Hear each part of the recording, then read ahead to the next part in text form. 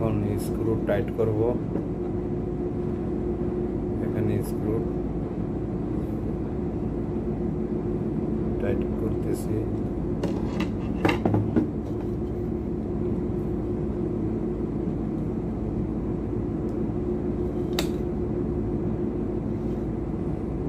Screw tight করে দেব।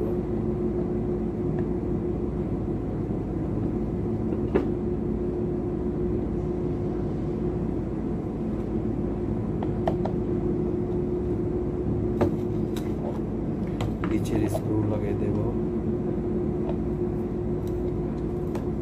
যে যে স্ক্রু খুলেছি সবগুলি লাগাই দেব।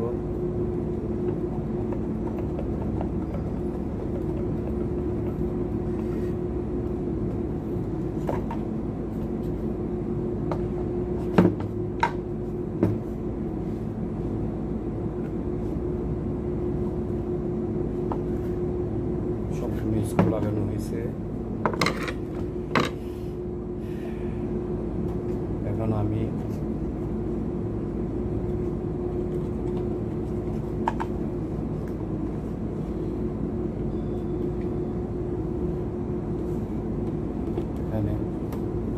এখানে একটা লক সিস্টেম, এই লক এই লক না এখন এই লকে আটকে গেছে।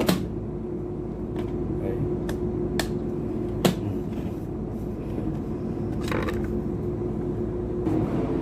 এখন আমি সিরিজ লাইনে চেক করব এটা লাইন আছে কিনা। ঠিক আছে, সুইচ দিলাম, সুইচ দেওয়ার পরে চেক করি, হ্যাঁ লাইন আছে, লাইন চলতেছে। ওকে, এখন আমি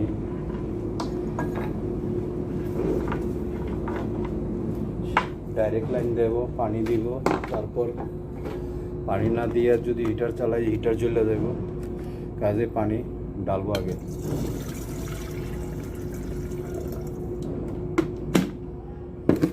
এখন পানি দিছি, এই পানি দিলাম, আমার হিটার আস্তে আস্তে গরম হতে থাকবে। এই অফ, এই অন। কিছুক্ষণের ভিতরে পানি গরম হয়ে যাব। আমার চাউন্ড আসা আরম্ভ করছে, গরম হিট হইতেছে পানি।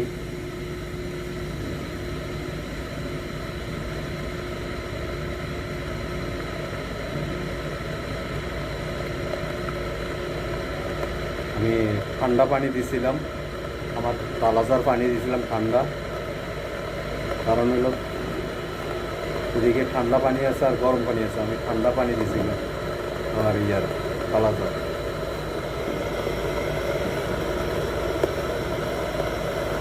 দেখেন আমরা বাস করে দেখাইতেছি।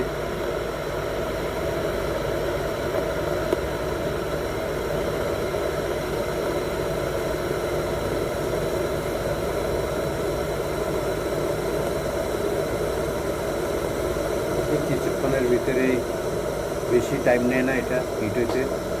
এই দেখতেছেন কালার চেঞ্জ হয়ে গেছে, বাষ্প আকারে পানি বাষ্প হইতেছে গরম হয়ে।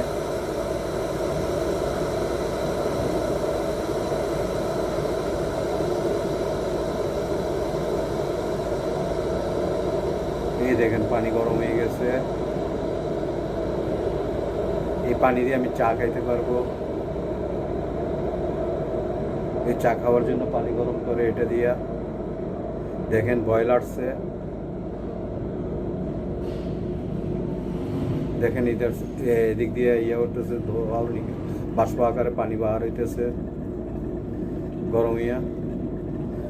দেখেন অটোমেটিক অফ হয়ে গেছে, দেখছেন অটোমেটিক অফ হয়ে গেছে সুইচটা।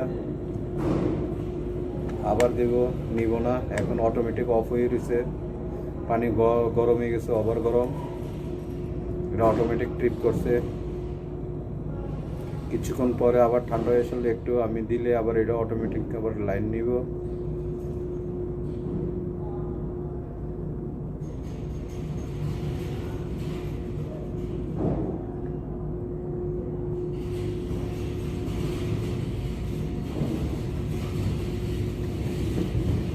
দেখেন বাষ্প আকারে পানি বাড়িতেছে, দেখা যাইতেছে।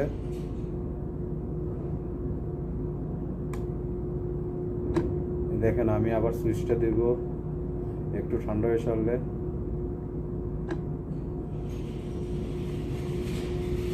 দেখেন দিলাম, দেখছেন নরমাল হয়ে গেছে। এখন আবার সুইচ